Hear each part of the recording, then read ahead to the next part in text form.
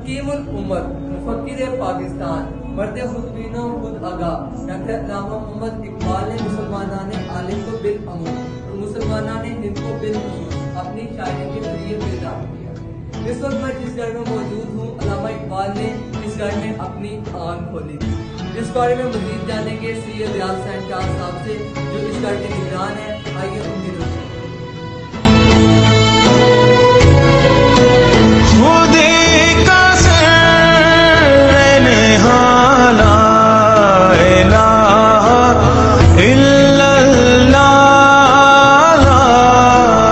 میرے ساتھ اس وقت سید ریاض سینچار صاحب موجود ہیں، ان سے جانتے ہیں اس گھر کے بارے میں اور علامہ اقبال کا جتنا عرصہ ادھر گزرا اس بارے میں۔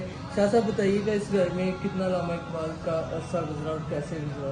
اس گھر میں علامہ اقبال نے 1877 سے لے کے 1895 تک گزارا، اور یہ عرصہ وہ ہے جب ڈاکٹر صاحب کا بچپن اور تقریباً آپ کہہ سکتے ہیں کہ جوانی کا دور شروع ہو چکا تھا۔ اور الحمدللہ علامہ اقبال بھرپور کشمیری تھے، ایسی بات نہیں ہے، وہ صحت مند بھی تھے اور ان کو ورزش کا شوق تھا۔ ایک مقدر ہوتا ہے، وہ اس کی ورزش بھی کرتے تھے اسی گھر میں اوپر چھت پہ جا کے۔ تو جب وہ یہاں سے لاہور چلے گئے تو وہاں پہ بھی انہوں نے اپنی ورزش جاری رکھی، اور یہاں پہ جو لوگ ان کے بچپن کے دوست ہیں ان میں سے خوشی محمد تھا۔ یہ ان کے بچپن کا واقعہ جی میں آپ کو بتا دیتا ہوں کہ اس میں دیکھیے ان کی ایمانداری کیا ہے۔ وہ یہاں پہ خوشی محمد جو تھا وہ ان کے بچپن کا دور تھا، انہوں نے یہاں پہ ایک امام صاحب میلہ آج بھی لگتا ہے جمعرات کو، تو وہاں پہ ڈاکٹر صاحب وہ خوشی محمد چلے گئے۔ خوشی محمد نے ان کو 50 پیسے دیے، جبکہ علامہ کو 2 روپے ملے، ٹھیک ہے جی۔ اور انہوں نے خوشی محمد نے کہا کہ آپ پیسے بڑے سنبھال کے رکھتے ہیں، آپ یہ رکھ لیں۔ تو ڈاکٹر صاحب نے رکھ لیے۔ جب وہ میلہ دیکھ چکے تو انہوں نے کہا کہ بھی پیسے تو اب کھائیں کچھ۔ جب پیسے کی باری آئی تو ڈاکٹر صاحب نے کہا وہ تو میں نے خیرات دے دیے، جو باہر فقیر مانگ رہا تھا۔ تو خوشی محمد ناراض ہو گیا کہ آپ نے یہ کیوں کیا، ہم نے تو کھانے کے لیے دیے تھے۔ اسی دوران جب اس نے پیچھے مڑ کے دیکھا تو علامہ اقبال کوئی نہیں، اس وقت اقبال نہیں، اقبال تھے، علامہ بھی نہیں تھے۔ عرصہ گزرتا گیا۔ ڈاکٹر صاحب لاہور پڑھ کر آ گئے تو یہاں پہ خوشی محمد آیا اور اس نے آ کے آواز دی، اقبال بات سنو نیچے آؤ۔ ان کے بڑے بھائی نے اوپر سے کہا کہ ادب سے لو نام میرے چھوٹے بھائی کا، کیونکہ وہ بہت بڑا آدمی بن گیا۔ تو چلو ٹھیک ہے۔ ڈاکٹر صاحب آئے تو انہوں نے بتا دیا بڑے بھائی نے کہ آپ کا کوئی دوست خوشی محمد آیا تھا۔ ڈاکٹر صاحب اس بندے کے گھر گئے اور اس کی والدہ کو ملے اور اس کو کہتے ہیں کہ خوشی محمد آئے تو آپ اس کو یہ 50 پیسے دے دیں، ٹھیک ہے۔ خوشی محمد آیا تو والدہ نے اس کو 50 پیسے دے دیے۔ اس کو فوراً یاد آیا وہ 50 پیسے جو اس نے کبھی امام صاحب کے میلے کے لیے اقبال کو سنبھال کے نہیں دیے تھے۔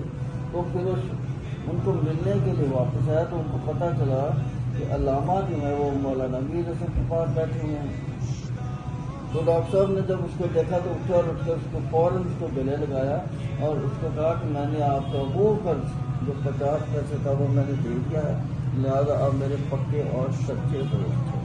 تو کہنے کا مقصد یہ کہ علامہ کے ذہن میں ہوتا تھا کہ ادھر ہی اپنا حساب کتاب کر لیں، ادھر جا کر خالی ہاتھ جو ہے خالی ہیں، نہ کوئی مانگے گا نہ کسی کو دینا پڑے گا۔ ایک سوال تھا، علامہ اقبال وفات سے پہلے کتنے سال پہلے اس سال کو پہلے تھے؟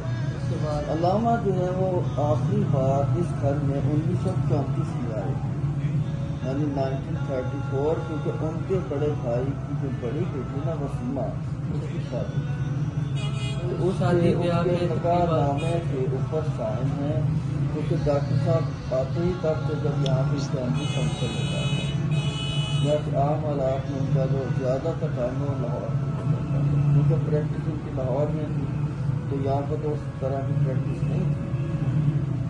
بہت شکریہ۔ جیسا کہ آپ نے دیکھا اور سنا علامہ اقبال کی زندگی کے حسین واقعات جو سیالکوٹ میں گزرے۔